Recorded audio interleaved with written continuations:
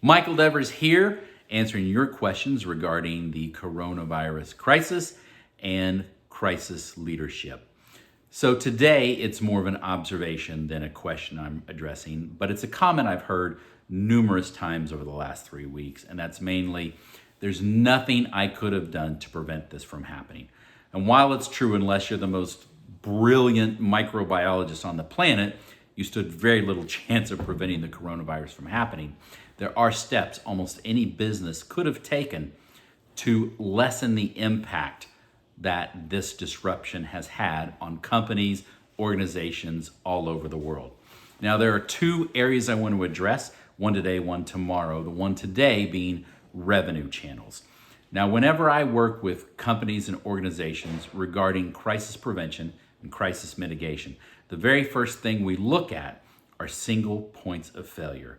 Obviously, the companies that have felt the greatest impact to their businesses during this crisis have been those that require all of their revenue to come from their bricks and mortar operation and the foot traffic there. Now, it seems to make sense that the more revenue channels you have, the greater your chance of sustaining a revenue stream of some sort and weathering this storm. It could be an online component, delivery, advertising, partnerships, customization, really a multitude of different ways that you can increase the number of channels you take revenue in from. That will enable you to shift your revenue to one of those other channels in case one of them is completely taken away, like we've seen through this current coronavirus crisis. Now, you can't just slap one of those on top. You've got to think about it more strategically than that. In other words, if you have a business, you can't just take, let's say, the pizza delivery model from last year and slap that on top of your business as a delivery option to add another channel. You've got to think about it in terms of specifically your business and its offerings, as well as specifically what's going on right now.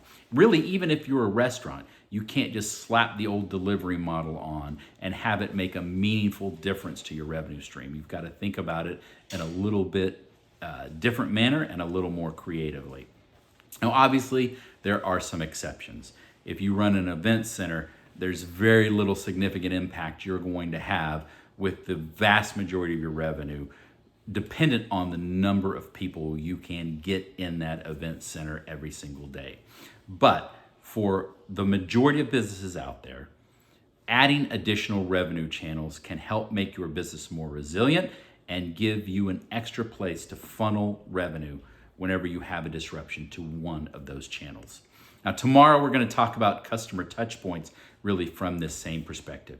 If you have a specific question you'd like to ask, you can drop it in the comments, you can direct message me, or contact me via my website at michaeldevers.com. Hope this has been helpful. And again, we're going to talk about this a little bit more tomorrow. Thanks very much.